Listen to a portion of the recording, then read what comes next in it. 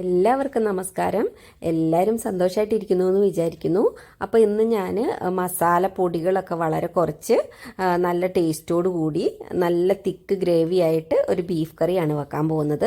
അതിന് വേണ്ടിയിട്ട് ഞാൻ 2 കിലോ ബീഫ് എടുത്തു വെച്ചിട്ടുണ്ട്. എല്ലുള്ള ബീഫാണ് ഞാൻ എടുത്തിരിക്കുന്നത്. പിന്നെ ഞാൻ എരിവിന് വേണ്ടിയിട്ട് ഞാൻ കൂടുതൽ പച്ചമുളകാണ് ഉപയോഗിച്ചിരിക്കുന്നത്. അതുകൊണ്ട് 10 പച്ചമുളക് എടുത്തിട്ടുണ്ട് ഞാൻ.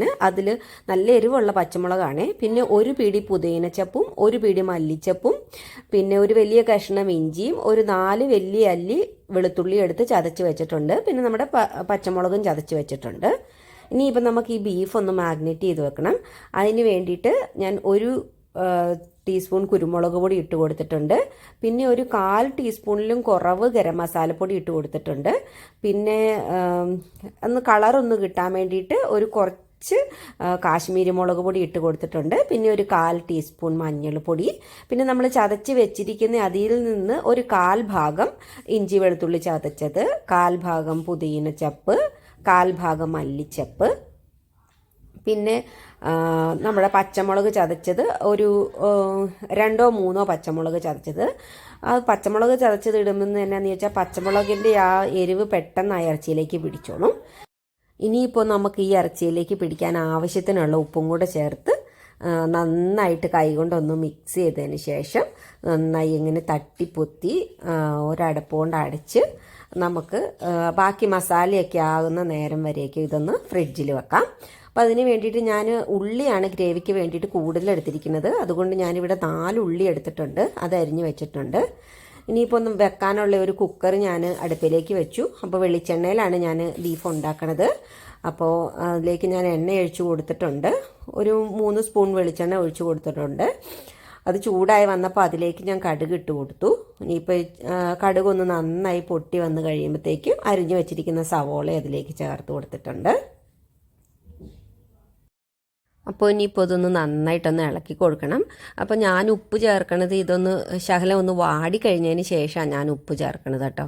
പിന്നെ നമുക്ക് എല്ലാവർക്കും അറിയായിരിക്കും, നമ്മൾ സവോള വഴറ്റാൻ നേരത്ത് തീ കൂട്ടി വെച്ചിട്ട് വഴറ്റുവാണെങ്കിൽ പെട്ടെന്നത് ക്രിസ്പി ആയ പോലെ ആയി കിട്ടും നമുക്ക്. അപ്പോൾ ഞാൻ ഇത്രയും ഒന്ന് വഴന്ന് കഴിഞ്ഞപ്പോൾ ഞാൻ അതിലേക്ക് ഗ്രേവിക്ക് ആവശ്യത്തിനുള്ള ഉപ്പിട്ട് കൊടുത്തിട്ടുണ്ട്. അപ്പോൾ നമ്മൾ മറ്റേ ഇതിലേക്ക് ഉപ്പ് പരട്ടി വെച്ചിട്ടുണ്ട്. അത് കാരണം കൊണ്ട് ഉപ്പിടുമ്പോൾ നമ്മൾ സൂക്ഷിക്കണം. പിന്നെ ഒരു 1/4 ടീസ്പൂൺ മഞ്ഞൾപ്പൊടിയും കൂടെ ചേർത്തിട്ടുണ്ട്, ഗ്രേവിക്ക് ആവശ്യത്തിനുള്ള മഞ്ഞൾപ്പൊടി. അപ്പോൾ അതും കൂടെ ചേർത്തതിന് ശേഷം നന്നായിട്ടൊന്ന് ഇളക്കി കൊടുക്കണം. ഇവിടെ തീ കൂട്ടി വെച്ചത് കാരണം നമുക്ക് പെട്ടെന്ന് തന്നെ അതൊരു മെറൂൺ കളറായി കിട്ടിയിട്ടുണ്ട്. അതുകൊണ്ട് ഇപ്പം നല്ല കളറ് ആയി വന്നിട്ടുണ്ടല്ലോ, കണ്ടോ. അപ്പോൾ തീ കൂട്ടി വെച്ച് സവോള വഴറ്റണ നേരത്ത് തെരുതെരാൻ ഇളക്കിക്കൊണ്ടിരിക്കണം കേട്ടോ, അല്ലെങ്കിൽ സവോള കരിഞ്ഞു പോകും. പിന്നെ നമുക്ക് ബാക്കി ഉണ്ടായിരുന്ന ഇഞ്ചി പച്ചമുളകും വെളുത്തുള്ളി എല്ലാം കൂടെ ചതച്ചതെല്ലാം കൂടെ നമുക്ക് ഇതിലേക്ക് ചേർത്ത് കൊടുക്കാം. അപ്പോൾ ഞാൻ ഇതുപോലെ ഒന്ന് കളർ മാറിയതിന് ശേഷമാണ് ഇഞ്ചിയും ഒക്കെ ചതച്ചത് സാധനങ്ങൾ ചേർത്ത് കൊടുക്കുന്നത്.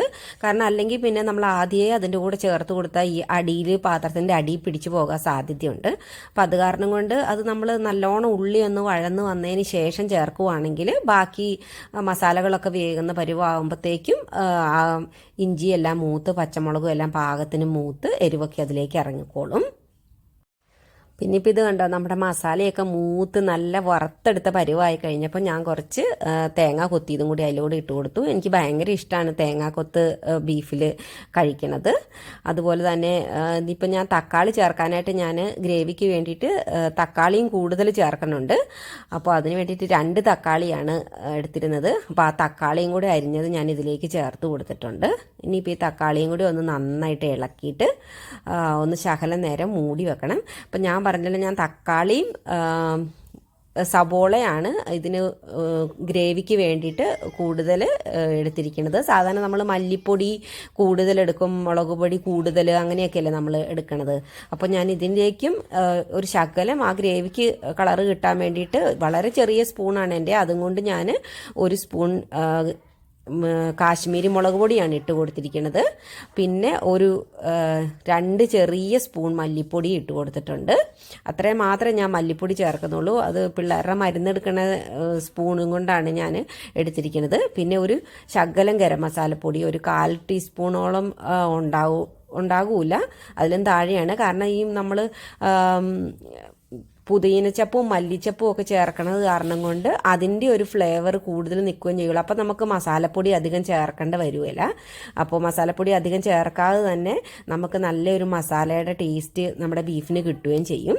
പിന്നെ ഞാൻ കുറച്ച് കുരുമുളക് പൊടിയും കൂടെ ചേർത്തിട്ടുണ്ട്. അതുപോലെ കുരുമുളക് പൊടി, എരിവുള്ള പച്ചമുളക്, അതൊക്കെയാണ് ഞാൻ ഇതിലേക്ക് കൂടുതൽ ചേർത്തിരിക്കുന്നത്. അപ്പോൾ ഇനിയിപ്പോൾ നമ്മുടെ തക്കാളിയൊക്കെ ഒന്ന് വേവാൻ വേണ്ടിയിട്ട് നമുക്ക് കുക്കറൊന്ന് അടച്ച് മുഴുവൻ വിസിൽ വരത്തക്ക രീതിയിൽ അടയ്ക്കേണ്ട, ചെറുതായിട്ടൊന്ന് മൂടി ഒന്ന് വച്ച് ഒന്ന് വേവിച്ചെടുക്കണം. അപ്പോൾ അതിന് ശേഷം ഇതിപ്പോൾ നന്നായിട്ട് തക്കാളിയൊക്കെ വെന്ത് വന്നിട്ടുണ്ട്. അപ്പോൾ തക്കാളിയും വെന്ത് മസാലയൊക്കെ മൂത്ത എണ്ണ തെളിഞ്ഞ നേരത്ത് നമുക്ക് ബാക്കിയുള്ള നമ്മുടെ മല്ലിച്ചപ്പും പുതിനച്ചപ്പും കൂടി ഇതിലേക്ക് ചേർത്ത് കൊടുക്കാം. അതും ഇതിലോട്ട് ചേർത്ത് കൊടുത്ത് നന്നായിട്ടൊന്ന് മിക്സ് ചെയ്യണം. മിക്സ് ചെയ്തതിന് ശേഷം നമുക്ക് നമ്മുടെ ബീഫ് അതിലേക്ക് ചേർത്ത് കൊടുക്കാം. അതേ ഇപ്പം നല്ല മെറൂൺ കളറായിട്ടുണ്ട് നമ്മുടെ മസാല. പിന്നെ മസാല മൂപ്പിക്കാൻ വെക്കുന്ന സമയത്ത് നമ്മൾ തീ വളരെ കുറച്ച് വെക്കണം കേട്ടോ. ഇതിപ്പം ഞാനിപ്പം പരട്ടി വെച്ചിരിക്കുന്ന ഇറച്ചി ഇതിലേക്ക് ചേർത്ത് കൊടുക്കാൻ പോവുകയാണ്.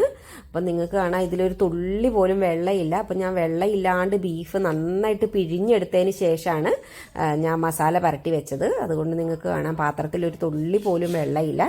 ആ ബീഫിനകത്തുള്ള വെള്ളം മാത്രം ആയിട്ട് ഇറങ്ങണ ഗ്രേവി ആയിരിക്കും ഏറ്റവും നല്ല ടേസ്റ്റ്. അത് കാരണം കൊണ്ട് ഞാൻ എപ്പോഴും ബീഫ് കഴിഞ്ഞ് കഴിയുമ്പോഴത്തേക്കും ഞാൻ അതിലെ വെള്ളം നന്നായിട്ട് കൈകൊണ്ട് പിഴിഞ്ഞ് കളഞ്ഞതിന് ശേഷം മാത്രമായിരിക്കും മസാല പരട്ടി വെക്കാറുള്ളൂ. ഇനിയിപ്പോൾ ഞാൻ അതിലേക്ക് 2 കണ്ണി കരിയാപ്പിലയും കൂടെ ഊരിയിട്ടിട്ട് ഇനിയിപ്പോൾ ഈ മസാലയും ബീഫും എല്ലാം കൂടെ നന്നായിട്ടൊന്ന് മിക്സ് ചെയ്തിട്ട് നമുക്ക് അടച്ച് വെച്ച് 4 വിസിലടുപ്പിക്കാം. അപ്പോൾ ഇത് മിക്സ് ചെയ്യണ നേരത്ത് നന്നായിട്ട് മിക്സ് ചെയ്യണം കേട്ടോ. അപ്പോൾ അല്ലെങ്കിൽ എല്ലാ ഭാഗത്തേക്കും ആകത്തക്ക രീതിയിൽ, അല്ലെങ്കിൽ പിന്നെ അതിൻ്റെ പകുതി ഭാഗത്തേക്ക് നമ്മുടെ വെന്ത മസാല പിടിക്കാണ്ടിരിക്കും. അപ്പോൾ നമ്മൾ അത് അങ്ങനെ തന്നെ അടച്ച് വെച്ച് കഴിയുമ്പോൾ പിന്നെ അത് അങ്ങനെ തന്നെ ഇരുന്നല്ലേ വേകുന്നത്. അപ്പോൾ എല്ലാ സ്ഥലത്തേക്കും ഇതുപോലെ നന്നായിട്ട് പരളത്തക്ക രീതിയിൽ അത് ഇളക്കിയിട്ട് വേണം നമ്മൾ അടച്ച് വെച്ച് വേവിക്കാൻ. ഇപ്പം എന്ത് രസമുണ്ടല്ലോ കാണാനായിട്ട്. ഇപ്പം തന്നെ ഇതെടുത്ത് കഴിക്കാൻ തോന്നും. അതുപോലെ നല്ല സ്മെല്ലുമാണ് നമ്മളിങ്ങനെ വെക്കുമ്പോൾ. ആ പുതിനച്ചപ്പിൻ്റെ മല്ലിച്ചപ്പിൻ്റെ ഒക്കെ നല്ല സ്മെല്ലും വരുന്നുണ്ടാവും. നമുക്ക് ഇപ്പം തന്നെ കഴിക്കാൻ തോന്നും. അതുപോലെ നല്ല ടേസ്റ്റിയുമാണ് ഈ ബീഫ് കറി. അപ്പോൾ നിങ്ങൾ കുറേ പേരൊക്കെ ഇങ്ങനെ ഉണ്ടാക്കുന്നവരുണ്ടാവും. അപ്പോൾ ഉണ്ടാക്കാത്തവരിങ്ങനെ ഉണ്ടാക്കി നോക്കണം. എനിക്ക് മുളക് പൊടിയും മസാലപ്പൊടിയൊക്കെ അധികമായിട്ട് ഉപയോഗിച്ചുള്ള കറികൾ കൂട്ടുമ്പോൾ ഭയങ്കരമായിട്ട് വയറുവേദന ഉണ്ടാവാറുണ്ട്. അപ്പോൾ അത് കാരണം കൊണ്ട് ഞാൻ ഇങ്ങനെയൊന്ന് ട്രൈ ചെയ്ത് നോക്കിയതാണ്. അപ്പോൾ ഇത് നല്ല ടേസ്റ്റ് ഉണ്ടായിരുന്നു. അപ്പം ഞാൻ വിചാരിച്ചു ഈ റെസിപ്പി ഷെയർ ചെയ്യാമെന്ന്.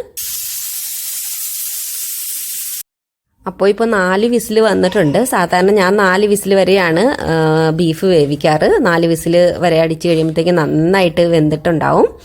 അപ്പോൾ ഇനിയിപ്പോൾ നമുക്കൊന്ന് തുറന്നു നോക്കാം. ഇപ്പം നല്ല അടിപൊളിയായിട്ടിരിപ്പുണ്ട്. നന്നായിട്ട് വെന്തിട്ടുണ്ട്. ഇറച്ചിയൊക്കെ നല്ല സൂപ്പറായിട്ടുണ്ട്. അപ്പോൾ നമ്മൾ സാധാരണ ബീഫൊക്കെ വെക്കണത് 2 വലിയ സ്പൂൺ മുളക് പൊടിക്ക് 4 വലിയ സ്പൂൺ മല്ലിപ്പൊടി അങ്ങനെയൊക്കെ ഉപയോഗിച്ചല്ലേ. അപ്പോൾ അതിന് പകരം ഇങ്ങനെ കൂടുതൽ മല്ലിച്ചപ്പ് പുതിനച്ചപ്പ് ഒക്കെ ഇട്ടുണ്ടാക്കിയാൽ തന്നെ നമുക്കത് നമ്മുടെ ഹെൽത്തിനും നല്ലതാണ്, നമുക്ക് നല്ല ടേസ്റ്റും ഉണ്ട്.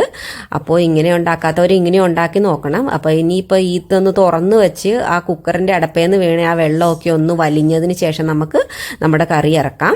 അപ്പോൾ എൻ്റെ കറി ഏകദേശം ഇവിടെ റെഡി ആയിട്ടുണ്ട്. അപ്പം എൻ്റെ കറി എല്ലാവർക്കും ഇഷ്ടപ്പെട്ടെന്ന് വിചാരിക്കുന്നു. റെസിപ്പി ഇഷ്ടപ്പെട്ടെങ്കിൽ ലൈക്കും ഷെയറും സബ്സ്ക്രൈബും ഒക്കെ ചെയ്യണേ. അപ്പോൾ എല്ലാവർക്കും നല്ലൊരു ദിവസം ആശംസിക്കുന്നു. ബൈ.